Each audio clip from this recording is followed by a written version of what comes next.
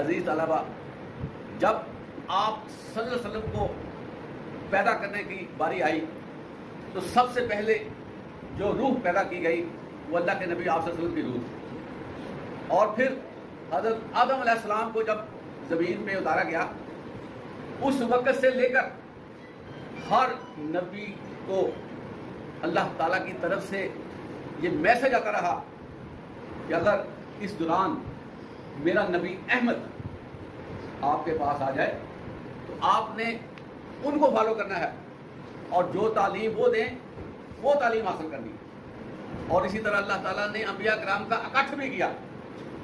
اور ان کو بھی یہ ہدایت کی گئی کہ جب بھی میرے نبی محمد صلی اللہ علیہ وسلم دنیا میں آ جائیں تو آپ کی نبوت کا کام ختم ہو جائے گا اور میرے نبی محمد صلی اللہ علیہ وسلم کی نبوت کا کام شروع ہو جائے گا، تم سب نے اس کی پیروی کریں۔ اب دیکھیں ہماری خوش قسمتی، اللہ تعالیٰ نے آپ کی نبوت،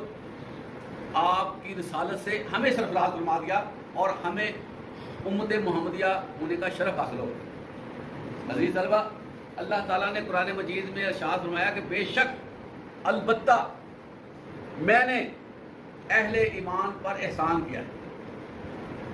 اب اللہ کے احسان اور بھی ہیں، لیکن اللہ تعالیٰ یہ احسان جو ہے ہمیں بتا رہے ہیں، ریمائنڈ کروانے کے لیے، ہمیں جو ہے وہ کانشیس کرنے کے لیے کہ یہ جو پیغمبر آئے ہیں ذرا دھیان سے، آپ یہ تمہارے لیے بہت بڑا احسان ہے میرا، کیونکہ تم گمراہی کی اتھاہ گہرائیوں میں گر چکے تھے، تمہارے پاس زندگی گزارنے کا کوئی طریقہ کار موجود نہیں، دنیا کو تم نے اللہ تللے میں اپنایا ہوا تھا، اور جوا کھیلنا، سود کھانا، شراب پینا، لوگوں کو تنگ کرنا، جنگ کرنا، لوگوں کو غلام بنانا، قید کرنا، لوگوں کے حقوق سلب کرنا، عورتوں کو نیچے کرنا، عورتوں کی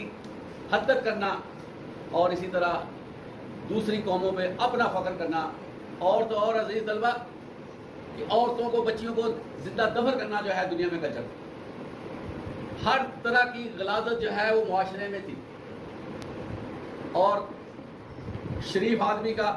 اچھے آدمی کا رہنا محال تھا، کوئی اخلاقی قدر موجود نہ تھی، ہر طرف جہالت ہی جہالت اور دوسروں کو نیچے دکھانے کا جذبہ موجود۔ دنیا جو ہے وہ بہت گری ہوئی حالت میں جا چکی تھی، اسی اثناء میں اللہ تعالیٰ نے اپنا محبوب پیغمبر اس کو رسالت دے کر بھیجا۔ اور آپ دیکھیں کہ ایک بندہ مرا ہوا ہو، ایک بندہ رسوا ہو چکا ہو، ذلیل ہو چکا ہو، اس کی کوئی سے نہ ہو، اس کو کوئی پوچھنے والا نہ ہو، معاشرے میں وہ ردی ہو چکا ہو، وہ غلام جن کو تھپیڑے بھی پڑتے تھے اور ان سے رات دن کام بھی لیا جاتا تھا، اور اسی طرح عورتوں کو گھمایا پھرایا جاتا تھا، ان کو ذلیل کیا جاتا تھا، اور ان کے لیے وراثت میں کوئی حصہ بھی مقرر نہیں۔ اس معاشرے میں آپ صلی اللہ علیہ وسلم کو مبعوث کیا گیا، اس سے بڑی اور کیا ہمارے پاس نعمت ہو سکتی ہے۔